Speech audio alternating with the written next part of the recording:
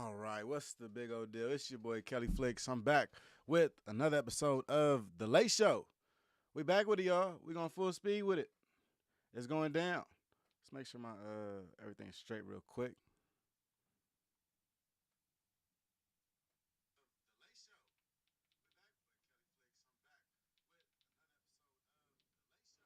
All right. So we got plenty of stuff to talk about tonight. We'll see how long we're gonna take this show. We might do a big one. We might not. I'm gonna keep it all the way a bean with y'all. Coaching these kids has been whooping me, man. I'm not gonna front. It's been whooping me. The kids, these high schoolers, they got energy, they got drama, they got everything that you think would come with a high school student in 2025. That plus mental health issues. So yeah, dealing with all that has been all right. We just finished our first boys game of the season. We just lost a heartbreaker. So I'm gonna tell you, I'm gonna give y'all full disclosure right now. I just lost a heartbreaker game, 43-40. You know what I mean? We lost. We had the game we had to lead the entire game into the last 18 seconds, y'all. So lost the boys flag football opening game. That was tough. So I might have a little. If you feel like I got a little disdain in my heart for your team tonight, that's kind of it. Might be coming from that. I'm gonna say it might be coming from that. We got plenty of stuff to talk about though. Like we got in the title, Norfolk. Norfolk barely made it out of alive in this game. Barely made it out alive. Right? This is a game where I have Virginia State winning. I picked Virginia State to upset this team. Virginia State was actually like 2-point favorites going into the game. And against Norfolk, they showed why, because they led majority of the game. They led all the way deep into the third quarter, into the top of the fourth quarter. They were leading this game 23-10. So this team is real deal, right? Virginia State team is real deal. On the flip side, it is only a Division II team, though. So Norfolk, what are we doing though, Norfolk? If this is Mike Vick, the Mike Vick era, bringing these transfers from Hampton, bringing these transfers from all over, right? Even from California, got a quarterback, Israel Carter. Looks like he's not going to be the guy at quarterback right now. What is really going on at Norfolk? Because in the preseason, I had them win around 5 games, but more and more, I'm starting to feel like 2 and 3 games might be the true ceiling for Norfolk. If they have to win, if their first win comes against a Division II team in overtime, not that excited about your next game against a Division I opponent. I mean, actually, you play Rutgers this week, so good night. But then you come back, you play a couple other maybe average FCS opponents. Very winnable games. But as of right now, Norfolk, I'm not feeling that hot about what you guys got going on. You just narrowly escaped probably the worst loss in the Mike Vick era in losing the Division II Virginia State. Keep it all the way at Bean. And now, going to the next week, you're not winning this money game against Rutgers. So what we go instantly to 1-2 now? Now we got 2 back-to-back FCS games. I believe Sacred Heart is one of those games. Sacred Heart hasn't been any good. But is Norfolk good? Like, this Mike Vick era is definitely not what we thought it was going to be. Albeit it's not the Deion Sanders primetime era at Jackson State. I would be able to say that it's not even close. It's not even close. I don't think Mike Vick brought in the player personnel that was even close to Deion. Those 4- and 5-star type guys, no. The coaching staff, to be honest, no, that doesn't look like, Coach Prime's coaching staff. Coach Prime put together a pretty good coaching staff. I'm not going to lie. Albeit their offense can only score around 24 points the first year and a half. Defense did its job. That was one of the best defenses in HBCU football for the entirety of Coach Prime's coaching career at Jackson State. I'm not sure if we're going to be able to say the same things about Norfolk. This team doesn't seem as cohesive as you'd like them to be. But we're going to run this little tape right here. We're going to check out a couple highlights. And we got to listen to the post-game remarks from Coach Mike Vick. I really want to know what Mike Vick is saying. And I know everybody was hype about the game just because he won the game.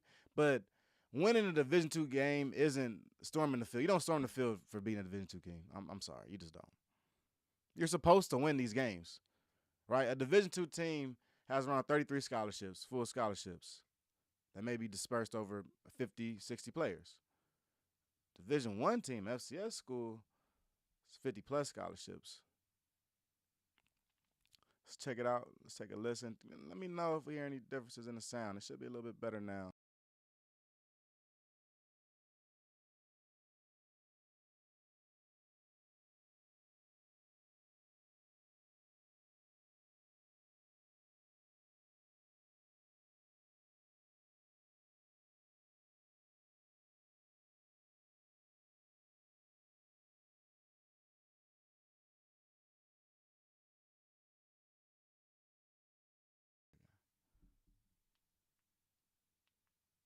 I don't think I hear when the boy's talking. Let's see.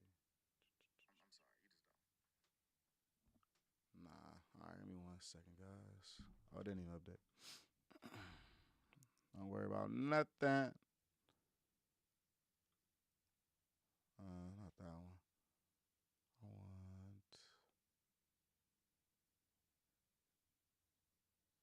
Yeah, that one. All right, cool. All right.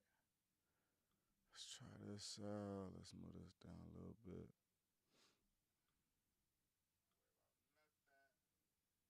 Boom, boom, boom. All right, here we go. My bad about that, y'all. Should be a little better. For you are all four of our area teams at home today. We begin in Norfolk, where Norfolk State was in a big rivalry game tonight, welcoming Virginia State into Dick Price Stadium. Here's Coach Vic welcoming his guys onto the field for his second game as a head coach. Let's go to the first quarter. Norfolk State down 3. A blocked punt by Ricardo Underwood. Good for the first score of the game for the Spartans. That makes it 7-3 NSU. To the third quarter, Virginia State up 16-0. Absurd trick play here by the Trojans. Rashawn Matthews to Malik Hunter. Back to Matthews. He runs it into the end zone, makes it 23-10 VSU. Fourth quarter now, Spartans need a spark. They go to Otto Coons, back at quarterback. He finds J.J. Evans in the back of the end zone. Norfolk State down 23-17. A minute to go in the fourth. Norfolk State down 7. Gotta have it. Coons hands it to Jaden Laudermilk. Laudermilk takes it 33 yards, dives for pay dirt, and finds it. We're going to overtime, folks, and it comes down to Evan Helfrich, the kicker. Drills it from 29 yards out. Norfolk State outscored VSU 24-8 in the fourth quarter and overtime periods. They win this one 34-31. Coach Vic, how's that first win feel as a head coach? Thank you, Jesus. This one is over. We got to work on the little things. I think once we cut back on the little things and continue to trust one another, trust our technique, play with pad level, do the things that we know are going to keep us ahead of the chains, we're going to be a dangerous football team. Next week, Norfolk State travels to New Jersey to take on Rutgers. That Rutgers game, that ain't happening. But there we go. So that's the game. We'll start there. To his right, we have Otto Coons today, who came in. Today he threw for 173 yards, 2 touchdowns, all in the fourth quarter. Led his team to the victory in the fourth quarter. We'll start with Coach Vic. Yeah, obviously a tough game. It took 5 quarters to win it, but the guys that we have in that locker room, Otto, included and being at the forefront as a leader, as a guy that this team look up to, I'll take these guys to war anywhere. Virginia State, they played a hell of a game. Like I said, we shot ourselves in the foot a lot of times. You always wish that you would have won the first one, but man, it's better late than never. I'm just glad that we got out of the stadium with a win, and we just got to keep pushing, keep trying to get better each and every week, and not make football so hard sometimes, because we make it hard when you got 16 penalties. I think it was 15 or 16. I don't know where it said on the sheet, but it was 16 penalties, and so when you add up the yardage, that's about 150 yards just going backwards. And so we can't do that. We got to negate those and just find ways to stay ahead of the chains. Coach, you talked about originally about the fans getting into the game and so like that to the game. What you think about the parent support, just the excitement in the stadium today? with it being a rivalry, that was going to be amped up a little bit. Um, but we appreciate that. Like I said, we needed a spark. We needed some energy. And when you get into a game where you got to come back and got to make plays, that usually gets the crowd going. And you know, this guy right here, man, he gave us the energy we needed. Came in, was poised, efficient, confident, and you can just see that it spills over to his teammates. And so, um, I'm glad to have him as our quarterback. For Auto, what's the feeling with that second half and coming out with a dub? I mean, it's unexplainable. We've been waiting on it for a long time. I was sitting back waiting for my opportunity to make a difference. They called my name fourth quarter, and I had to come in and finish the game for them. It's a great feeling, though. You like a closer. Close the pitch, right? I guess so. And in just all honesty, I asked him. I came to him, I looked him in his eyes, and I said, I don't want to put you in a unfortunate, vulnerable position like I did last week. What do you want to do? He looked me in my eyes. He said, whatever you want to do, coach him down. And so it wasn't that possession. It was actually a possession later, but it goes to show the type of resolve that he has and the heart that he has. How much confidence does it give you coming in and coach leads you like that, and you say, let me go ahead and take it? How much confidence does it give you? It gives me a lot of confidence, especially seeing the team. I mean, energy was low when I was going around telling everybody, let's go. I mean, I'm going in this position. It was kind of like an energy boost. So that gives me a lot of confidence, too, knowing my teammates are back.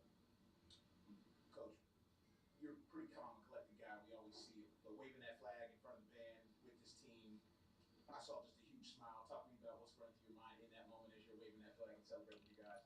I mean, I love what I'm doing. I love being around these guys every day. I love coming in, trying to find ways to motivate them, push them to be better players, better men. And so, that's our moment. That's a moment that we have. Um, they actually they put the flag in my hand. They wanted me to do that. They find ways to make me open up and be less serious all the time. And so, it's always good when they make me smile. And like I say, that's what teamwork is all about. That's what this opportunity that we have together to do something special we feel is going to continue to add up to. So we just going to take it one game. Man, they ain't talking about nothing right now. We gonna ask any questions. It's like Mike Vick get on the podium and they like, oh man, like let's just keep it like as PC as possible. Nobody gonna ask about how he almost lost to a Division II team. Nobody. We gonna bounce around, act like it didn't happen, right? Hey man, look, regular game. You know what I mean? Good to see that you won this. Regular game. No, I'm pretty sure Norfolk paid Virginia State to play this game, and you won by 3 points in overtime. It's not a good look. But nobody wants to ask a question about it, though, right? Nobody wants to be the bad guy. Everybody wants to be nice reporter. Be for real. Be for real. If Coach Prime beat Lane College by 3 points, nobody would storm the field. And I don't know if this is just Norfolk. I mean, I guess it's a rivalry, sure. But do we storm the field when we pay the team to play them? Are we that desperate for wins, Norfolk? Is that because that's the correlation I don't understand with this. Like, okay, this is Coach Vick's first win, but it's also a game that he was supposed to win. Like, it's on the schedule as a win.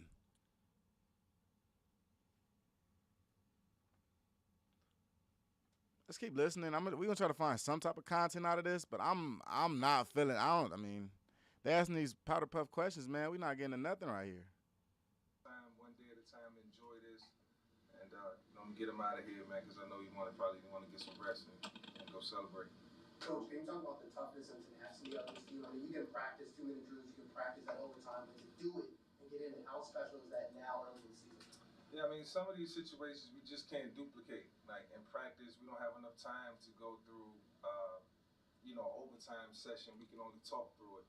Um, we don't have time to, go through a third and long situation unless we create the situation. And so, I'm always challenging them. Based off my past experiences playing football, I try to put them in those situations or at least talk to them about it.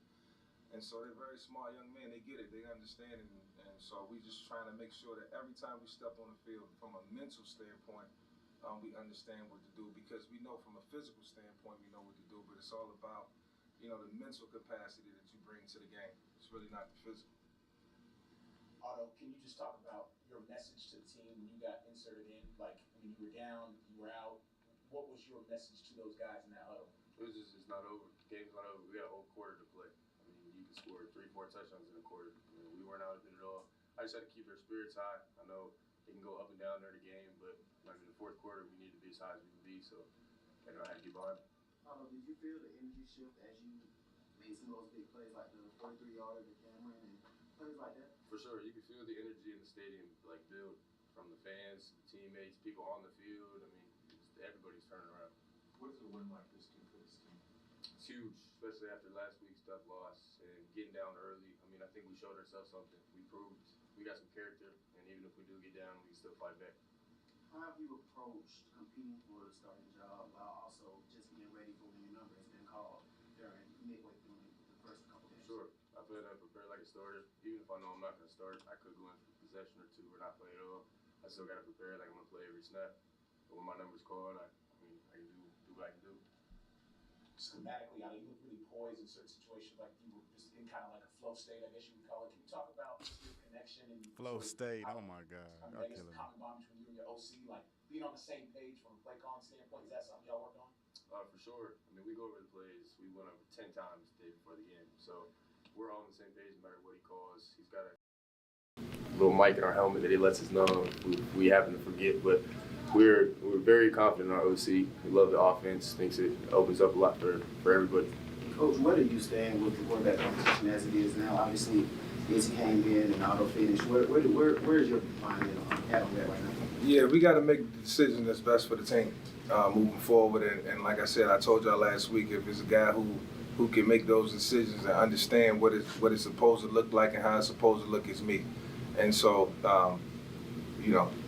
we looking at a quarterback who just won a game, coming from behind, going in 2 weeks in a row, in adverse situations and finding ways to win.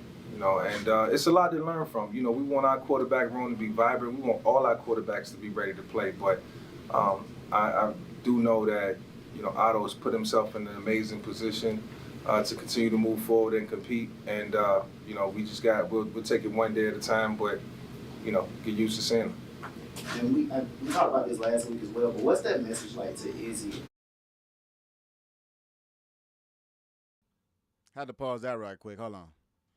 He said get used to seeing Otto. Otto's your guy, Norfolk State. There's no question if Otto Coons is your starting quarterback or not. Israel Carter is a good quarterback, but he's going to be a project, an experiment.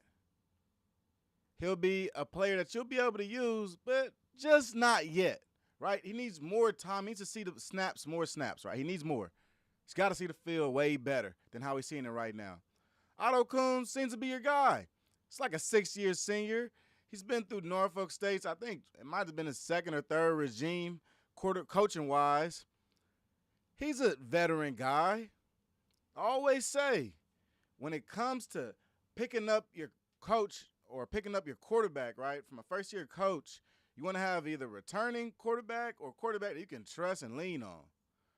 Otto Coons is your guy, Coach Vic, right? If Israel Carter isn't ready to go right now, Otto Coons is a guy.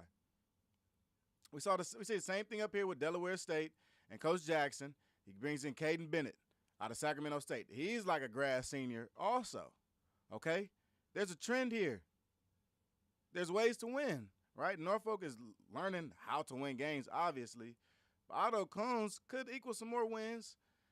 But a win against Virginia State isn't necessarily like the competition winner for me. I'm not going to lie. If you want to talk about QB competitions, like beating the Virginia State, a Division II team, doesn't necessarily put the cherry on top for me or who's going to actually win this quarterback competition throughout the rest of the season.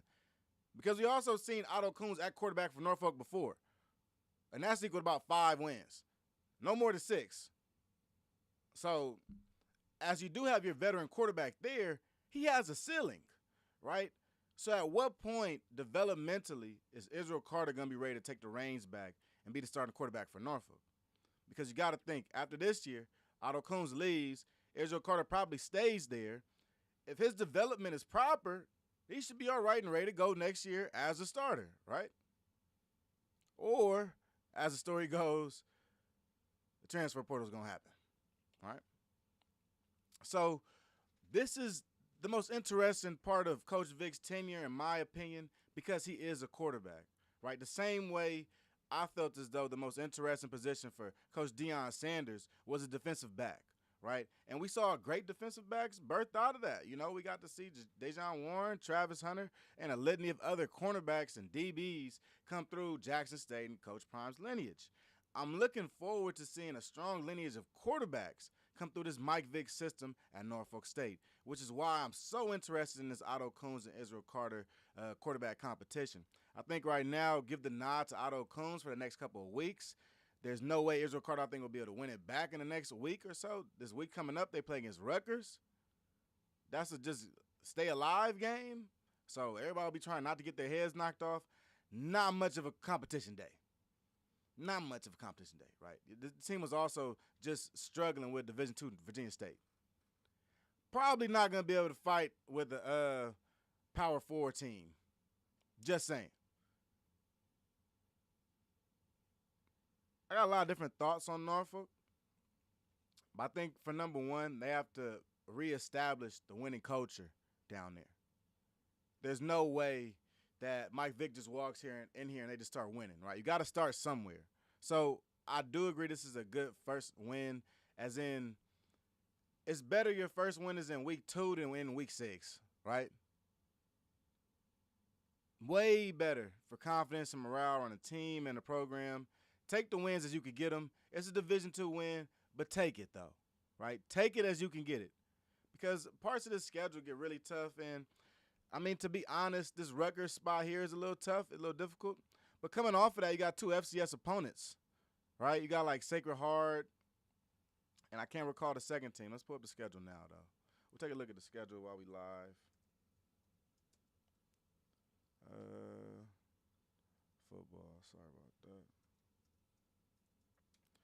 Pull the schedule up, take a look at what's going on. So they got Sacred Heart and they got Wagner. Let's pull up the whole thing. Do we have it on? Can't get it on future schedules.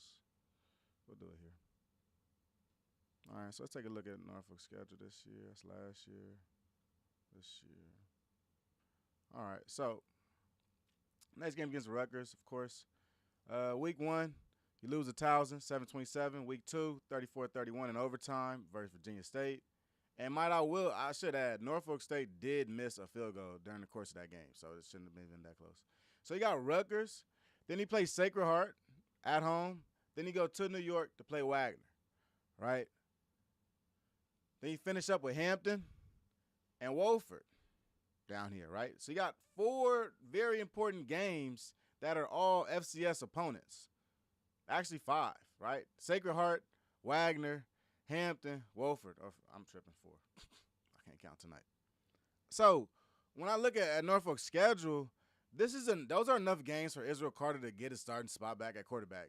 Keep it a bean, right? It won't take too much. It only takes a game or 2. But the questions I do have about Israel Carter is his pocket presence. Can he create any pocket presence in there? Is that truly the reason why he's not in there, because of his pocket presence? And is it about he's not taking the easy throws? Is he really trying to take shots? But it seems to me like he's holding the ball just too long, which would be a problem in any offense. I'm not going to lie.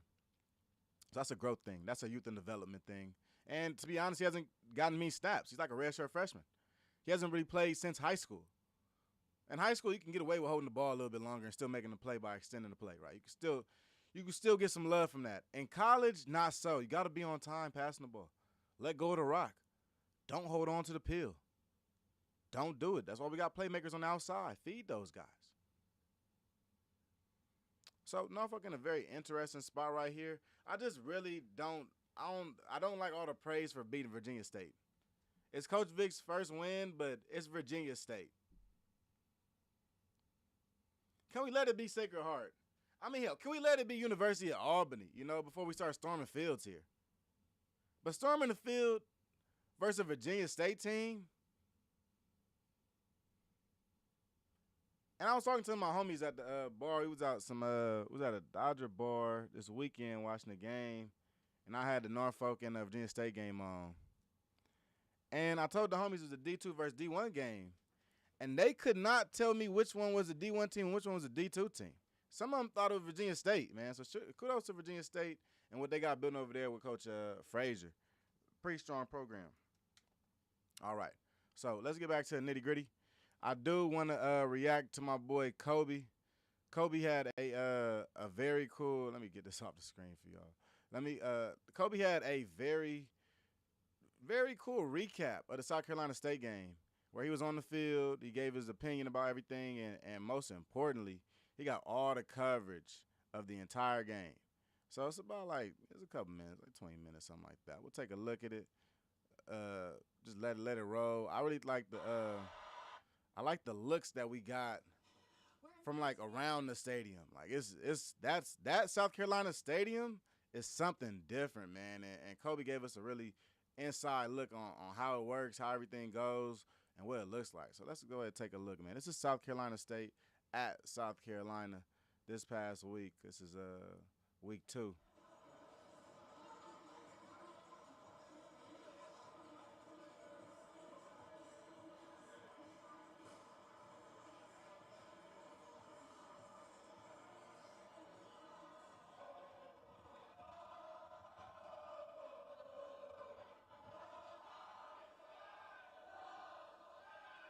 I got the light and delay.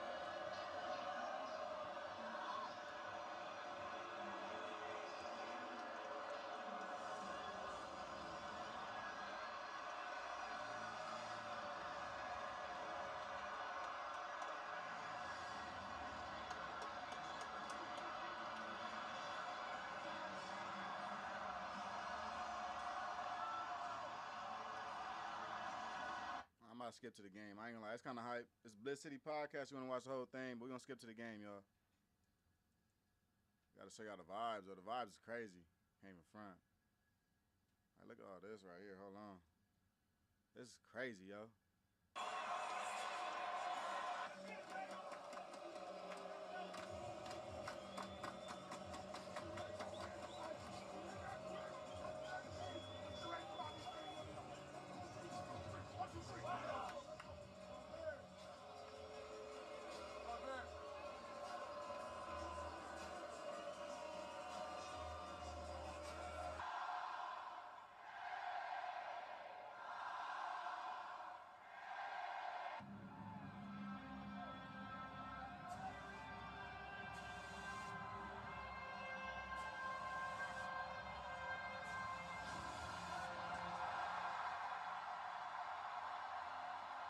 I ain't gonna lie, this lit on me.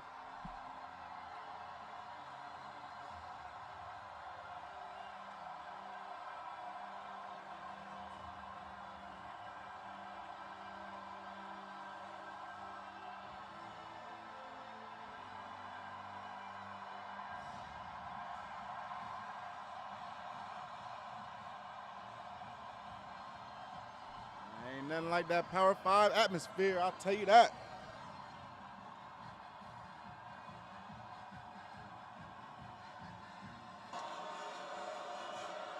There go my boys.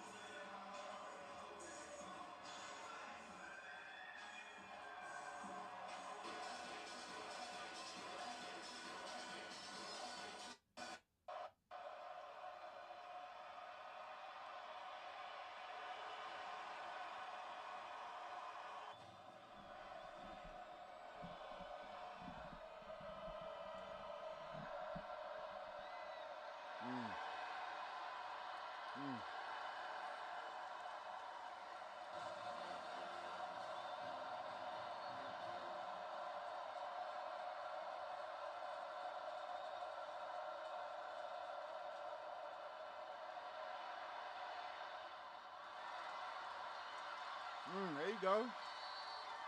I like that one. Making big plays on a big stage. Where's your antennas?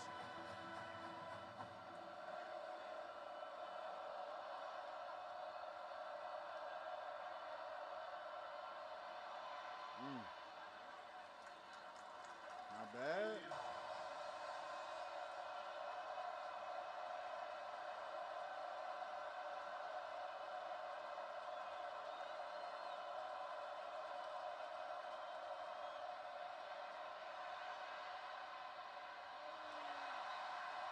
I dropped that.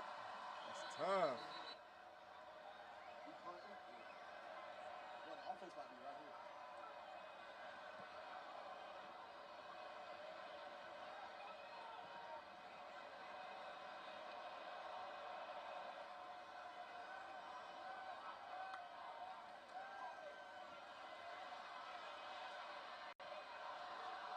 Okay, D.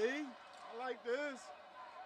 Hey, you get to see the Norris Sellers versus South Carolina State defense, man. I'm loving this. Ooh. Also, the defense came out balling. I like that. I liked it that.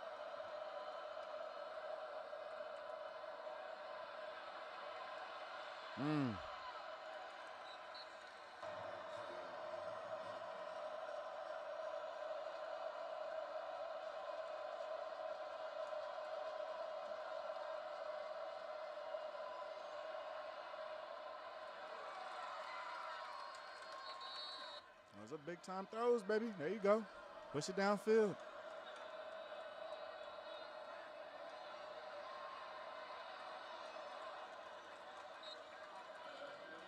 I like this game script by South Carolina State, man.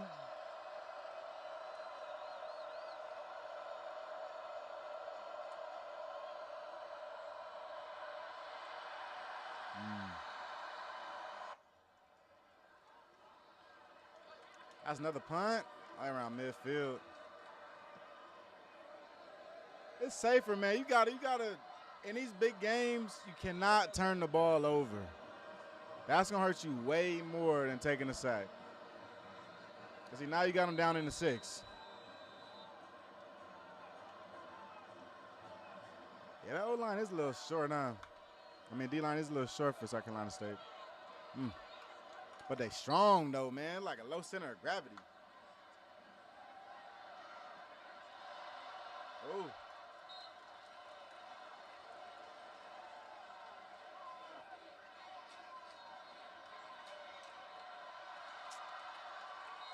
And South Carolina got Gator arms.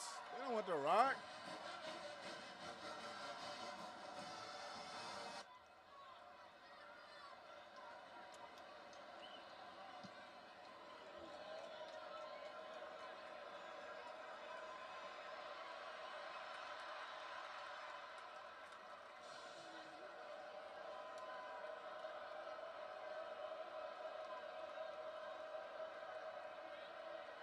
Nice.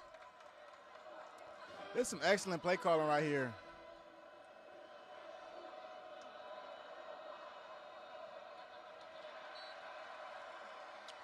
Everybody know the key to the RPO offense, though. You got to run the ball well. Can't get stuck in and longs.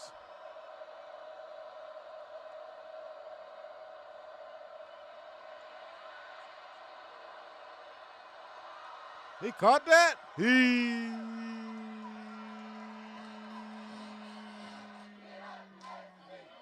What? Brr. Brr. Boy, mossed him. I like that. I might have to play that back, actually. That was a good catch, man.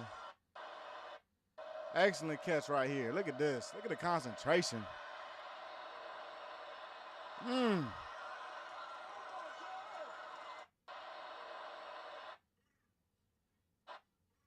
Between two guys. Come on, man. That's how you make a play right there.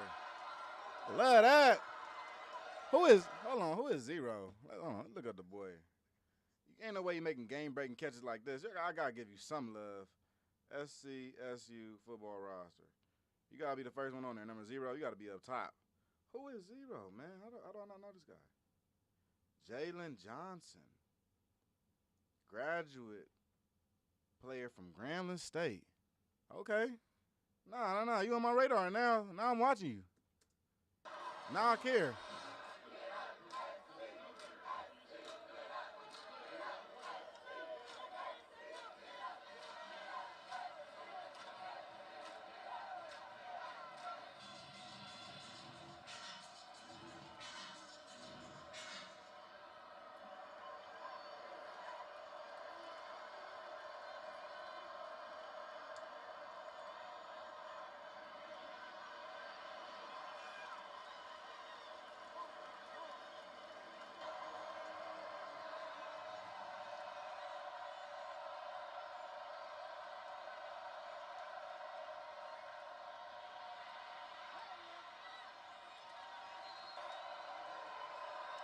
South Carolina State got some tiny running backs. These guys are miniature.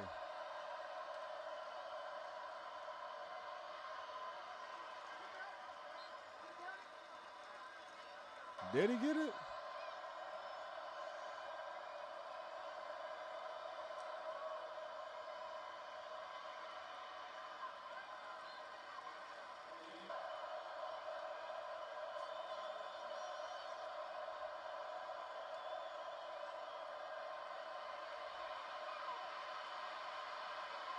Whoa. Oh, that boy patient in that pocket, man. Oh. All right. We'll pause it right there. So that was the only 3-point score in the whole half right there. Them 3 points we saw from South Carolina State's kicker. That was the only 3 points we saw in the whole half. I want to say it was 3-0. 1 in the halftime.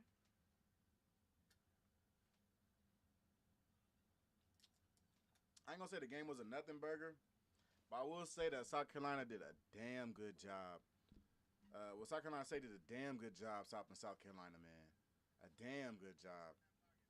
There's a lot of places that I saw that South Carolina could have tried to exploit, but either guys got butter hands or Lenore Sellers isn't playing with as much enthusiasm as he did in a week past. So all that mixed together with like a South Carolina State team that's truly disciplined on the defensive end and on the offensive end. They don't cause a lot of penalties. That's not what they into. They're into getting the ball, moving around with the ball. So, even seeing Sellers right here, Sellers couldn't get into much of a groove at all with the South Carolina State team. I just don't really see it from him. We at the 43-minute mark. We do got a couple of some odds and stuff to look at, so we'll finish watching this another time. It's not too exciting on the back half. I do want to check out my Twitter though. Let's see. Let's get this off of the thing. So as I sign into this, man, there's a couple takeaways. I know my top quarterbacks list when it does come out, it's gonna look way different than what it used to look like. It will probably it'll resemble exactly what's going on in the college football landscape. If you want to talk about who's the top gunslingers, who's doing it week to week, but a guy that I really want to talk about right now that's one of the top gunslingers. There's a guy named Quad Brown. There's a guy named Quad Brown. I want to get up two different tabs right now. Shout out to HBCU Go for covering the Alabama A&M and Alcorn State game. First of all, that's a good coverage on there. We definitely needed that. But I gotta say, Quad Brown was probably the best kept secret for Alabama A&M all offseason. Like there was a reason why Mekhi Higgins is not starting that quarterback down there, and I think that reason is 100% the fact that Quad Brown is the damn quarterback at Alabama A&M. He ain't letting up. So let's check out a couple little highlights. The highlights, right? So Quad Brown was 25 for 34, 260 passing yards with 5 total touchdowns in the 41-31 win over Alcorn State. This was a coming out party for Quad Brown. Even on the ground, he was moving around well. And look, he's another 6-year guy, but man, he looks good out there. Let's take a look.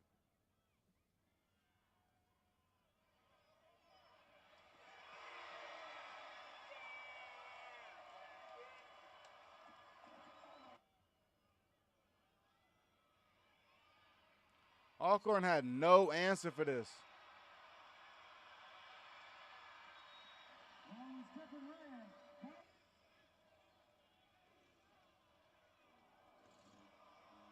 Oh, and he's like 6'6" at quarterback.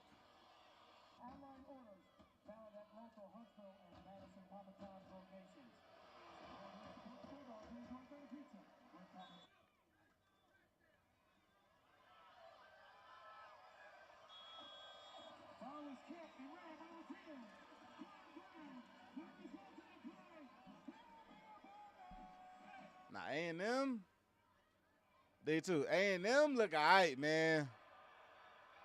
We got a rare combination right here. We got a rare combination, right? At Alabama A&M, you got Coach Shade come in and bring his defensive mastermind skills to the table. Okay? At Miles College, we saw a lot of that, right? We saw a lot of strong defensive play, but the offense was just lacking a lot of times. All right. But Coach Sam Shade at Alabama A&M did something really interesting. He kept a couple of the guys from the staff before. Because if you do recall, that Alabama A&M coaching staff previous was great on offense, terrible on defense. So let's take a look at some of the coaches they got. Because one of the coaches I really want to highlight, number one, let's get down here. Kenton Evans down here, great quarterbacks coach, right? You want to talk about development, bringing guys in, making anything happen. This will be his first season as a quarterbacks coach at Alabama A&M. He was also there at Miles last year, right? I think he has a lot to do with that Cameron Ivory development, right? Even though he was a guy that was there a couple of years, I definitely feel like Kenton Evans has something to do with that. He was definitely really a prestigious coach. You know, you want to talk about a guy that's been around the block a couple of times. That's Kenton Evans. So that's number one. I thought, let me take a look. There we go. I thought Coach Mai was still on the staff, and he is. So here we go. Coach Jason Mai down here, right? Jason Mai, Senior Offensive Assistant Director of Football Operations, right? This guy, let me take my face out the way. This brother, this white brother right here, is offensive mastermind, right? He's the mastermind behind the kill glass, okay? Tank Dill also played in his offense, okay? He's still around. He's still in the building, which I think is very important to the success of Alabama A&M and the new look offense we're now seeing from a Sam Shade coach, okay? Previous to this, we haven't seen Coach Sam Shade run any type of this super spread, sling the ball out everywhere, just do it yourself type of offense. We have not seen that. But now, at Alabama A&M, in this new offensive system, we're watching a lot of his players glow up. We're looking at Cornelius Brown out here throwing 5 and 6 touchdowns. And, yeah, you could say the question is, why wasn't Quad Brown doing that last year? Well, Quad Brown was actually splitting time because for 2 years, Coach Maynard couldn't decide who was the top quarterback at Alabama A&M. So we all were stuck in limbo land. A limbo land that sometimes didn't involve Quad Brown at quarterback. And I believe his name was Xavier Langford. Sometimes it required Xavier Langford to get in that game. So I think right now we're all thinking pretty logically, and we can all go, hey, Quad Brown should have never been splitting time with anybody over his past 3 years at Alabama A&M. Maybe that was the reason why Maynard couldn't get the job done, because he couldn't pick the right guy at quarterback. Because we're watching Quad Brown throw for 5 and 4 touchdowns a game up to this point.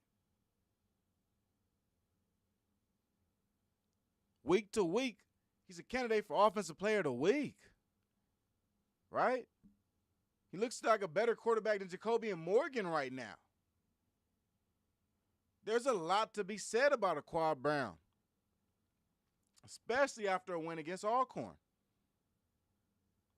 It's something we're going to keep our eyes very, very close to up to this point. And it's something that I think as a conference, the SWAC is now put on notice, right, about the type of specifications, the qualities of a team that Alabama A&M has. This isn't your run-of-the-mill Alabama A&M team now. This is probably a top 4 team in the SWAC. 2 of the other teams being Jackson State and Alabama State. I said on my Twitter earlier, see if I can pull up my tweets. I got some of my teams, there are some of my favorite teams. I got some teams I don't like as much. And of course, like everybody else, I got some teams that I just feel like, they aren't the guys anymore. So let's get to my list real quick. Under my list, where we at? Give me a second. Don't worry about nothing, guys. Appreciate everybody for tuning in too, man. This is the Late Show with your boy Kelly Flicks. I'm gonna dive into everything. We got A&T stuff to talk about too. Summer. All right, here we go. Here's my tweet right here. Okay, so teams that I like. All right, write these lists down. These are some pretty good teams. Albany State, Delaware State, Jackson State. All these teams right here in the SWAC East. Jackson State, Alabama A&M, Alabama State. Okay, we go up to the MEAC. I like Morgan State. Right, Morgan had a very tough loss to Towson this past weekend. Very tough. Because they got turned around in the end zone, right? Goal line stop early in the game. Well, turns out Towson throws a fade ball for the win against Morgan State and go ahead and win the Battle of the Bay or whatever they call it up there. So Morgan State's one of my teams I like in the MEAC. NCCU, North Carolina Central, another team I like. South Carolina State's, of course, a good team. I think they fared pretty well against South Carolina. I can't wait to see them in conference play. We got Virginia State, who nearly knocked off Norfolk this past weekend. I like them a lot. And then, of course, we got Johnson C. Smith that beat Valdosta State this past weekend. That was ranked around number 11. Okay? There's a couple teams that are warming up to me. But before that, I want to get into my teams that I like, okay? Albany State has a stud, absolute stud at quarterback. You want to talk about Isaiah Knowles. Isaiah Knowles had 6 passing touchdowns, 1 rushing touchdown. Ran the ball for about 70 to 80 yards yesterday, right? threw the ball all across the pond at quarterback. He's showing to be one of the best quarterbacks in HBCU football. You want to talk about guys that are balling this weekend at quarterback? Kelvin Durham, Johnson C. Smith, absolutely balling, right? End up having, I think he counted for all 4 of the touchdowns that the offense scored against Johnson C. Smith, whether rushing or passing, right? Strong impacts on the team. Another quarterback I like, and we'll mention him with Delaware State, Caden Bennett. Caden Bennett transferred out of Sacramento State, late game transfer. The boy transferred in August to Delaware State. If you don't remember, Marquis Adams went to the transfer portal, and I believe that brother is still in the transfer portal as we speak. But Caden Bennett came over from Sacramento State, and Caden Bennett has been nothing less than a leader and the strong rock that you want from a first-year head coach. Talked about it earlier with Mike Vick. Coach D-Jack needed his rock at quarterback, and that ended up being Caden Bennett. Caden Bennett actually has played an excellent game against the University of Albany. There was a lightning delay, but I do want to give y'all the stat line that he had because Caden Bennett is really scarier when he uses his feet. But in totality, as a quarterback, he has so many things to watch out for. It really puts defenses in a very difficult spot. So here's the stat line against University of Albany. Caden Bennett was 17 of 27, 171 yards. Completion percentage at 63%. He threw no touchdowns. Only had 1 sack. Rushing-wise, though, he ran the ball 12 times for 96 yards with 3 touchdowns on the ground, right? Caden Bennett, definitely one of my favorite HBCU quarterbacks and a guy that I think fills it up. I talked about Isaiah Knowles having 7 touchdowns. I talked about Kelvin Durham having 4 touchdowns. And now I just gave y'all Caden Bennett with 3 touchdowns on the ground, okay? These guys are winners, right? You want winners on your team. You also talk about that. You talk about Jackson State. Jackson State's definitely a run-heavy team. They had a tough time against Southern Miss, but they did some things well. Like they ran the ball for over 200 yards. So I think Jackson State is going to be that run-heavy team. They're never going to be that pass-strong team or even, playing from behind. They're not very good at playing from behind. But you got to believe Jackson State's going to be in the mix. I like Alabama A&M, their offense, high-flying offense. I think they have a lot to offer offensively, and I think defensively they haven't even shown us what they got yet. I don't think teams have challenged them defensively enough for them to put their foot down. And I'm going to take another look at this Alcorn and Alabama A&M game because Alcorn did end up scoring 31 points. Okay, they did end up scoring 31 points. So that's definitely noteworthy. You got Alabama State. Alabama State just had a very good win this past weekend versus Southern. They won that game 30-7. And if you want to be honest, because somebody brought up to me, I talked about Alabama State's offense and how fast they can start sometimes and how it could give Jackson State problems. And the rebuttal was, well, Alabama State had a slow start this past week. And yes, they did. Much slower than usual. They did have a slow start this weekend. But this team just simply couldn't finish in the red zone. The game was only 6-0 at halftime because they couldn't score 2 touchdowns. They were in the red zone. Within the 20-yard line, in fact, in some places. Because I honestly am having a hard time even understanding the fact that you would push back on a team that, quite honestly, is the pace for offense in the SWAC. Without Alabama State, we probably would have a poor pacing in the SWAC as far as scoring-wise and really staff fillers, right? Jackson State, Alabama State probably have the most strongest offenses. It's a steep fall-off after that. Everybody ain't close in this situation, right? There's a couple good offenses in the SWAC. I just mentioned a couple. Jackson State, Alabama State, and you can add in Alabama A&M. FAMU's offense, what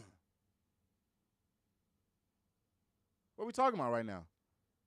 We just watched Alcorn for the past couple of weeks. We watched Alcorn struggle with Northwestern State, a team that hasn't won a game in 3 years.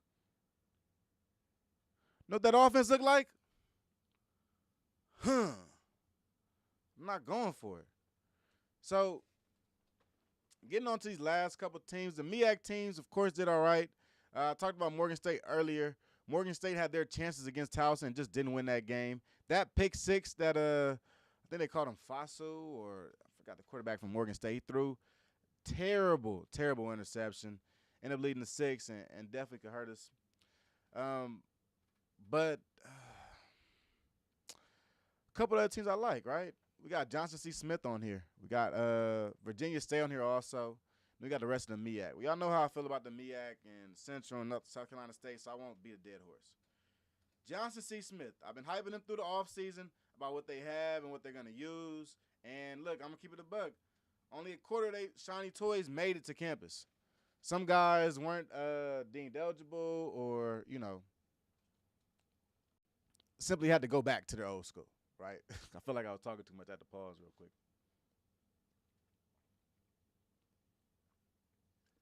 Prime example of this, though. Got Armand Harris. Armand Harris was on this whole, Johnson C. Smith run. He's going to, be another 1,000-yard receiver to go with Brevin Caldwell. Well, right before the season, he gets his number called, and they tell him he can't play for Johnson C. Smith. So he has to go back to Clark Atlanta. So now we got the Clark Atlanta, we got the Zy McDonald, Armand Harris show, but Johnson C. Smith still keeps the ball rolling. Because as some transfers couldn't make it like Armand Harris, some could, like Kelvin Durham, the best Division II HBCU quarterback. In my opinion, in my biased opinion, okay, give it to Kelvin Durham, KD. Right, time to win the game, give it to KD. So, Johnson C. Smith has managed to retain some of that talent from the offseason, which puts him in pole position early in the CIAA season where, a lot of the conference was kind of dry. Pause. Okay, put in a difficult spot. So they're taking full advantage, and they're going to ride the momentum of playing Valdosta State. And they make me – that Johnson C. Smith has become one of the teams that I love, to be honest. I don't just like her. I love her. I'm down bad about it. I ain't going to lie. So then we got the bottom. We got the warming up, right? These teams, lastly, are warming up to me. So we got Tennessee State, who had a pretty good win in week 1 against North Carolina A&T. Well, actually week 0. And then you go into – or is that week 0? Maybe week 1. That was the first game of the season, right? You get a good win versus North Carolina A&T. But then you welcome in North Dakota State into the stadium and absolutely get throttled, all right? So with Kendrick Grimes at running back for Tennessee State, I see them as always being a dangerous team that you definitely cannot fall asleep on. So that's why they're warming up to me, right? Their disposition and how they're playing right now feels like good football, right? Even though they just lost 59-3, whatever, what they've been building through week 1 and game 1, I saw a lot of progression, right? And even talking about, teams like North Dakota State, I just posted the top 766 teams. North Dakota State is number 40. Between Division I, Division II, and Division III teams, they are ranked 40 based on success rate.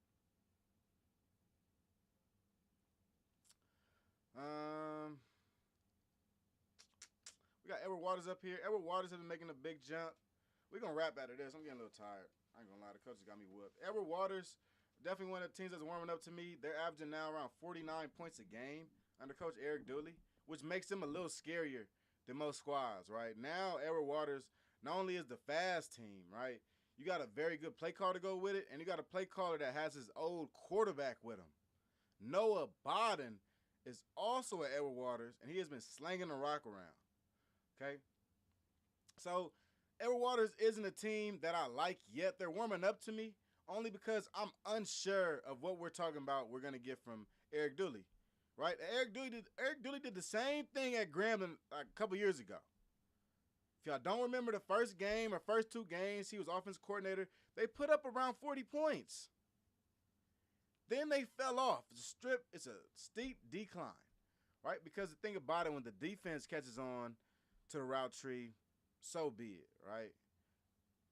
The biggest problem with the Eric Dooley offense is that not only do teams catch on to your route tree, all your in-breaking routes or even out-breaking routes are at 10 yards. Makes it very easy for a defense to figure out what's going on and when to jump what, okay? Other teams that warming up to me, Tuskegee just started the season off 2-0. And my boy Kendrick's poll, they are number 2. I'm not mad at it. Not mad at it at all. I think Tuskegee is going to be a very good team this year. Definitely a team to beat.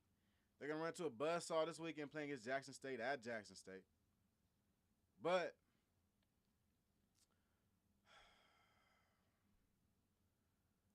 I want to be on the Tuskegee bandwagon bad, so I'm kind of just waiting. I'm waiting to hop on. I'm waiting. Let me put up my thumb. Kendrick, I'm waiting, bruh. I'm waiting. Whenever you're ready to pick me up and put me on that Tuskegee hype train, I'm down. Pause. I'm so down, though. So down. Like, so down.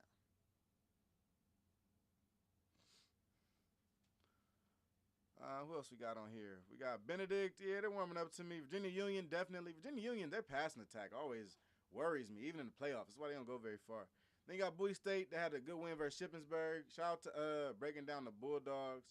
He does a good job keeping everybody up to date with what Bowie State has to do because they don't even post on their Twitter anymore. So that's how this game's going to be.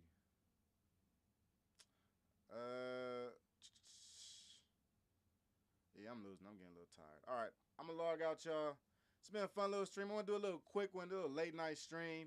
I'll probably hop back in maybe tomorrow, the next day after that.